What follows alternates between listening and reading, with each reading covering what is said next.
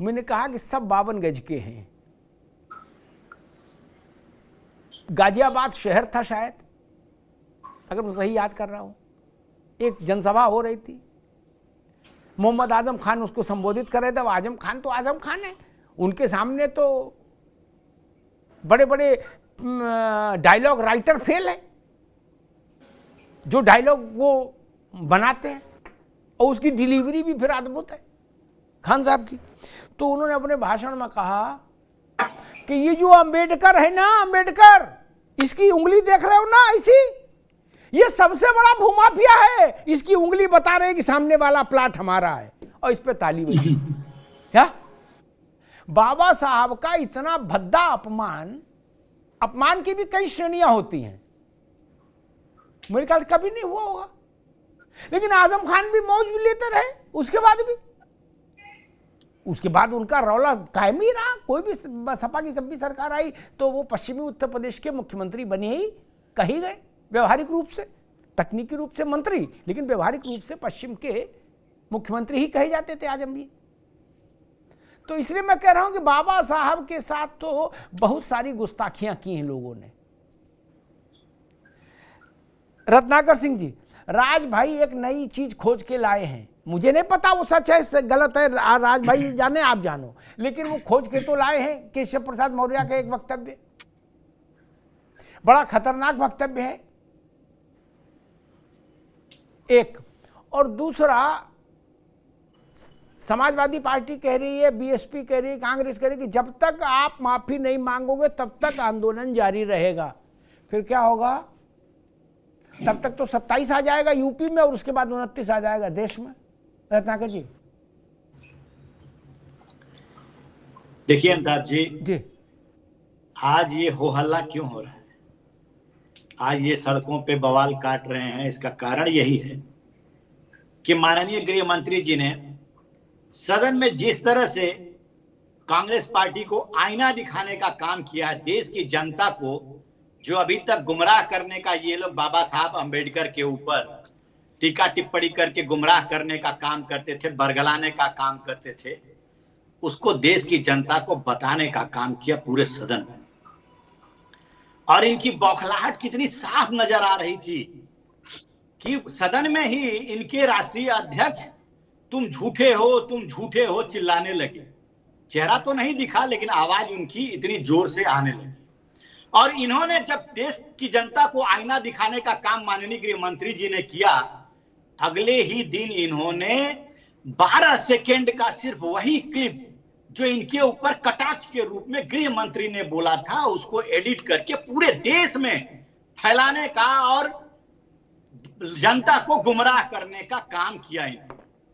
लेकिन आप जानते हैं कि गृह मंत्री जी ने प्रेस कॉन्फ्रेंस किया और प्रेस कॉन्फ्रेंस करके उन्होंने कहा कि यह मेरी संस्कृति और मेरे पार्टी की संस्कृति कभी यह गवारा नहीं देगी, कभी यह बर्दाश्त नहीं करेगी और नहीं कहेगी कि हम जो है बाबा साहब अंबेडकर का कभी अपमान कर सकते हैं। हम उनको देवतुल्य मानते हैं और हमेशा से हमने उनको सम्मान की नजरों से देखा, और सम्मानित करने का काम किसी ने किया है तो भारतीय जनता पार्टी की सरकारों ने किया है, क्योंकि 5 तीर्थ स्थल उनके जन्म से और उनके जीवन से जो महत्वपूर्ण स्थल संबंधित है, उन स्थानों पे 5 तीर्थ स्थल बनाने का काम किसी ने किया तो भारतीय जनता पार्टी ने किया।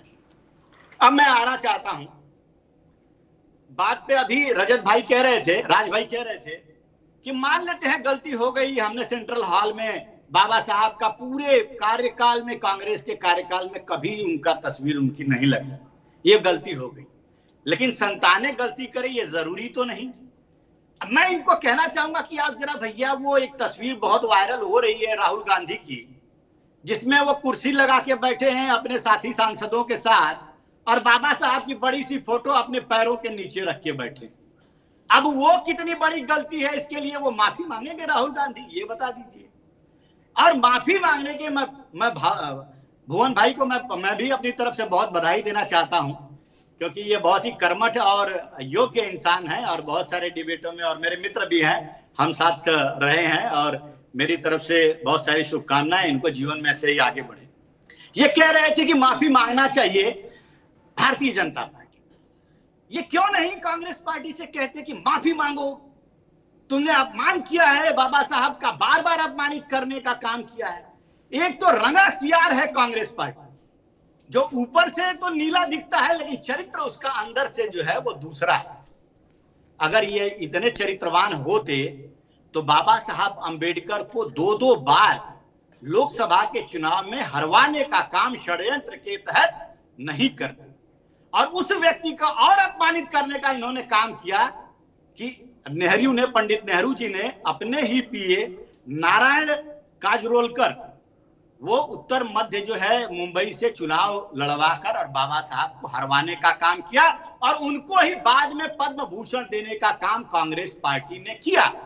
जबकि कांग्रेस पार्टी पूरे जीवन काल में इनके जो कार्यकाल है उसमें कभी भी भारत रत्न इन्होंने देने की बात सोची तक नहीं।